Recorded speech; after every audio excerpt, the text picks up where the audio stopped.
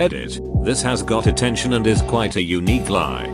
I'm waiting for one of my old colleagues to pop up here saying, "Knew it." Hello there.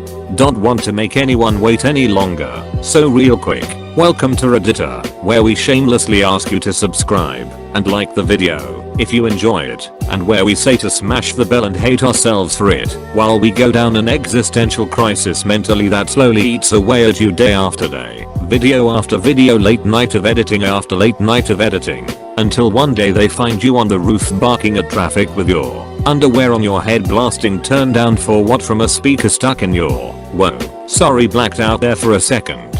Anyway, on with the video. Enjoy. r/Askreddit. What is a lie you have told that has gotten so ridiculously out of hand that you've had to keep building on it and is now a part of your life? I had a co-worker tell me he got married on accident. It was Christmas morning, and he bought his girlfriend a ring as a Christmas present. They were both sitting around the tree, and when she opened it she started to cry and said, "Well, are you going to ask me?" That's when he realized what he had done. He got down on one knee and asked her to marry him. Moral of the story: don't ever buy a ring for a girl unless you are planning on marrying her. When I was younger, I was walking home at night and the street lights were off. I got scared and started running. Knocked myself clean out on a lamppost. Someone walking their dog found me and called the ambulance. I was embarrassed when I woke up that I told the nurse I was mugged. I was 12. My parents turned up at the same time as the police. I gave a description that sounded a lot like Gonzo from the Muppets, and police were searching the area with sniffer dogs. Thank Christ nobody was arrested, and I still haven't told my parents. When I was 10 I learned I could make myself throw up, so I used this to get out of school for like 2 weeks. My parents couldn't figure what was wrong with me, because I didn't have a fever or anything. My aunt had the idea that I was allergic to red food dye, because her grandson, my second cousin, was. I just kinda rolled with it, and so for years my house never had red Gatorade, it's strawberry Pop-Tarts, etc. I eventually told my parents I was faking it when I turned 20. They were not amused. When I was a little kid, I told my mom I really liked her tuna casserole. I was just trying to be nice and pay her a compliment since she seemed like she was having a bad day. Pretty much every time I go to visit her she has some tuna casserole waiting for me. I don't actually like tuna casserole that much, but it's such a sweet gesture that I don't have the heart to tell her to stop. This has been going on for over 30 years now. A girl I lived with 2 years ago thought I was stealing her yogurt out of the fridge. I told her it couldn't have been me since I'm allergic to dairy, and now I still can't eat dairy in front of her or anyone from that friend group. She made me a dairy-free cake for my birthday. The guilt is eating me alive. Edit. Yeah, I ate the ducking yogurt, and it was delicious. Also, I'm not a guy.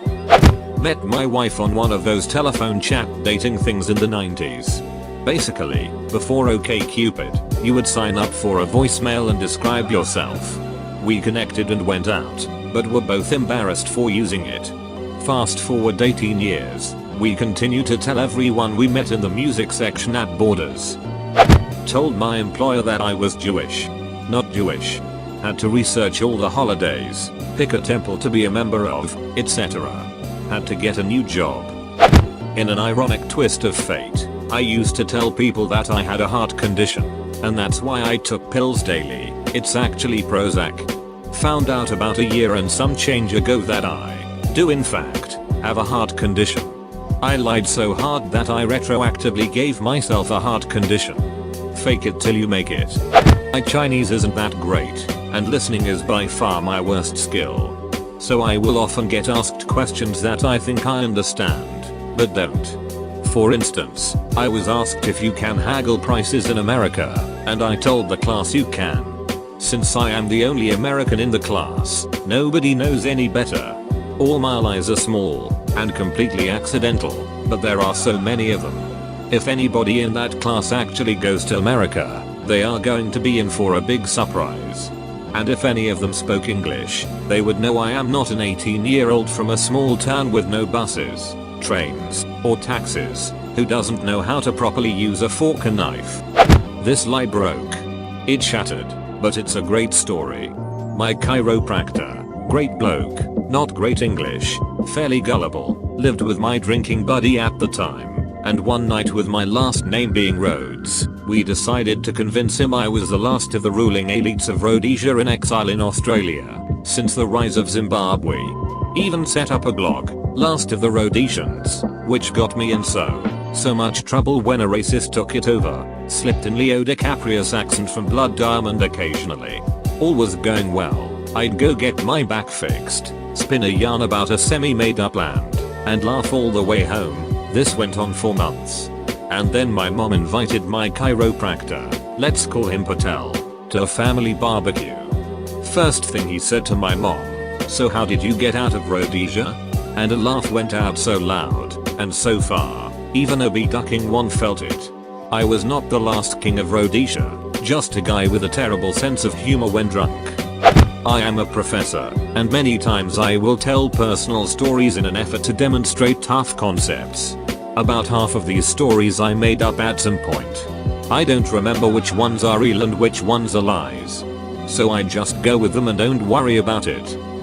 When I first started dating this girl, I told her that I don't like porn. Flash forward 6 years. We're married and watching an episode of Friends where one of the girls thinks her boyfriend doesn't like porn. My wife turns to me and says, "Well, not all guys like porn. You don't like it, right?" Me. "That's right, honey. It's not for me." When I was a kid, I got the bright idea to put a knotted cherry stem under my tongue, and then show my sister an untied stem and magically tie it in a knot in my mouth in seconds. Fast forward about 20 years, my entire extended family thinks I have this weird ability to tie knots with my tongue. It's a complete lie. At this point I refuse to do it, and get almost defensive when people bring it up or ask to show it again. Pretty sure I got the idea from The Simpsons or Pete and Pete, and now has stuck with me as a curse. A couple years ago, I went to a bar in a town I didn't expect to be in very often, and I decided to do a Scottish accent and make up a backstory for a fictitious version of myself. Now, I doubt my accent would have fooled someone actually from Edinburgh, but by the end of the night I had a group of Americans and one bemused Australian chatting with me about the things that make the US a strange place to visit from abroad. Shots were bought, backslaps given, and a good night had. I thought nothing else of it. Until I was dating a girl from the next town over, and she took me to her favorite bar. That bar. We walked in, someone greeted me by my name, and I did the only thing I could do, cheerfully donned my fraudulent accent, explained that my business trip had been indefinitely extended, and spent the next 20 minutes furtively explaining to my date that I wasn't a con man, just an ex-actor with terrible impulse control. I'm the kind of person that always leaves my shoes tight and just slips them on. I'm dating this girl for a couple months, and then one day my shoe gets untied, but I'm too lazy to retie it. It really bothers her, and she insists on me tying it. I really don't want to bend over and do it for some reason. It was around the time when Liam Neeson got his shoe tied by Olivia Wilde, and I was crazy jealous because I really liked Olivia Wilde since watching House. She eventually asks me, "Don't you know how to tie your shoes?" In my head I'm seeing Liam Neeson getting his shoes tied by Olivia Wilde and how badass it looks. So I say, "No. I never learned how. You can't tell anyone." To this day, when my shoe gets untied in public, she will pull me off to the side away from other people and secretly tie my shoe. For some reason it makes her happy, and it's the sweetest thing ever. I can't understand how she would even tolerate a grown man who doesn't know how to tie his own shoe. I'll never be Liam Neeson cool, but I found my Olivia Wilde. Pretty silly, but I think it fits the bill. When I was about 5, I remember being in the bathroom and brushing my teeth. My mom was there and berated me for something. Later, being a sensitive child, I was crying in bed about it. My parents came in all concerned, and my mom asked, "Was it because I yelled at you earlier?" Embarrassed at being put out so easily I said, "No. I'm sad because I can't swim." Soon after I was taken to swimming lessons. I hated swimming. My brother had a girlfriend with a younger sister my age, and they all came to watch me play baseball once. I was pretty smitten with the younger sister, and so after the game I started bragging about how I played guitar. My brother laughed in my face and said I had got a guitar, but it had been collecting dust for months, and I'd never had the patience to learn an instrument anyway. I was so embarrassed by being called out and outed, I went home, told my mom I wanted to take lessons again, and here I am 20 years later still playing guitar every day. I once told people I had been bitten by a venomous snake to get out of work for a few days. I had already called in sick a ton of times, and just could not face them if I did it again. I am young and in good health. There is just no way even an old frail person is ill as much as I am calling in. So, yes, snake bite. They knew I kept venomous, and I thought this is a great idea. Turns out they were fascinated and wanted to see, so I had to wrap my foot up in a huge bandage and hobble around 4 weeks. Luckily I was moving to another job I actually didn't hate a few weeks after that. I didn't have to deform my own foot or actually let one of my venomous bite me so that I would not get busted. I was not far off doing so. Edit. This has got attention and is quite a unique lie. I'm waiting for one of my old colleagues to pop up here saying, "Knew it." While me and my significant other were still dating, maybe 2 weeks or so in, she winked at me when I walked into the pub she worked in. Me being the goof that I am winked back, but messed it up on purpose, and just sort of shut my eyes tight for a second, making her believe that I couldn't wink. Now it's over 6 years later, and she still doesn't think I'm capable of winking. One of my favorite things to do is just stand behind her and wink my ass off, purely for my own amusement. I dislocated my knee dancing like a maniac whilst drunk in January. Ended up on crutches for 3 weeks. Told everyone at work I did it bending down to grab something from the freezer, because I didn't want them to think I was a drunken maniac. People at work are still shocked that I dislocated it so easily, and keep saying how unlucky I am and bringing the sympathy. Now I just feel like a fraud. When I was 13, I was playing World of Warcraft and someone asked me my age. 13 was so young, so I lied and said I was 14. Cause that meant I was so much more mature.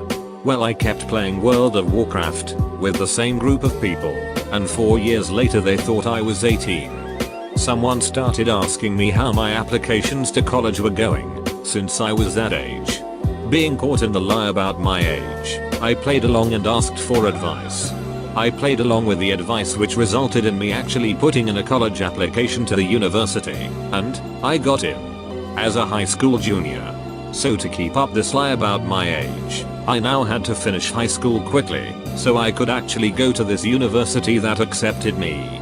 Great part is that I was able to do this by overloading my spring semester of senior year high school with online classes. Yay, Florida Online High School. I managed to graduate high school a year early and went to university a year early to keep this lie going. So here I am, at a university 1,000 miles from my home state, finished my BS and am now doing a master's, all because 14 sounded way more mature than 13 on a ducking video game.